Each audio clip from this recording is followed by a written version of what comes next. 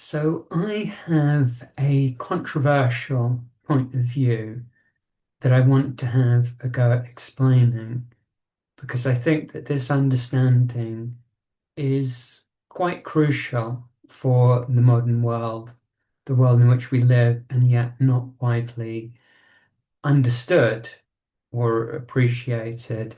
And that point of view is that racism, sexism, and all other forms of bigotry are subjects and not just experiences, and they are subjects about which a person's identity has very little relevance in terms of their level of understanding of these subjects. So, um, this is a controversial point of view.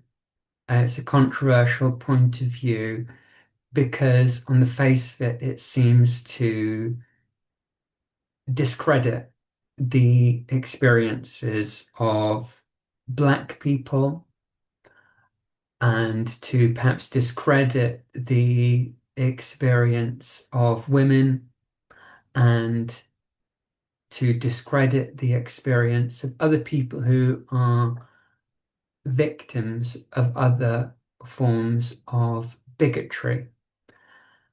And on the other hand, it elevates the experience of people who do possess expertise, who may indeed be white, middle class, heterosexual males.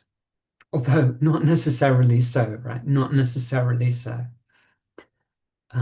They could equally be um, black, working class, lesbian women, for example. The point is that I'm making is that I believe that a person's identity is to a very considerable extent irrelevant to their understanding of these topics. And this is a view that many people would reject. So I'm not saying that lived experience is irrelevant. However, I am saying that lived is experience is about as relevant to one's understanding of these topics as it is to one's understanding of a medical condition, such as multiple sclerosis or cancer or diabetes. And that's not to say that someone's lived experience of these medical conditions is irrelevant because it isn't. It has some relevance and it's relevant in some contexts. But we all understand and appreciate that a medical expert who possesses a deep knowledge and understanding of these medical conditions, regardless of their identity, possesses knowledge and expertise that is in many significant respects more important and more significant than that of the average sufferer. And I believe the same is true of racism, sexism, homophobia, Islamophobia, and every single other type of bigotry. So, yes, why do people have a problem with that? I think one of the reasons people have a problem with that is because, on the face of it, it seems to empower racists, sexists, homophobes, Islamophobes, people who are then empowered to um, spout bigotry about these things. But the thing is that these people are already speaking on these topics. They don't need your permission to do so.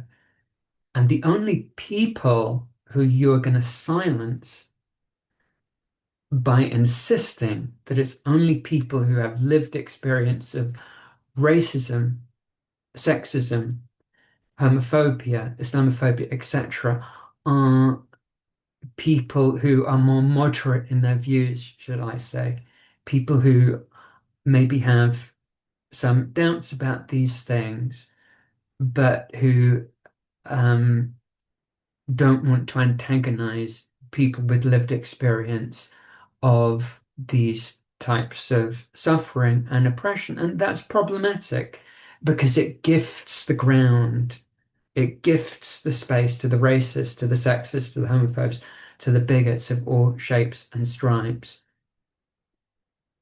So, yeah, this is my view, and I just thought that I would put it out there. There is lots more to be said on this topic, I am sure, and I welcome all comments and feedback on this video.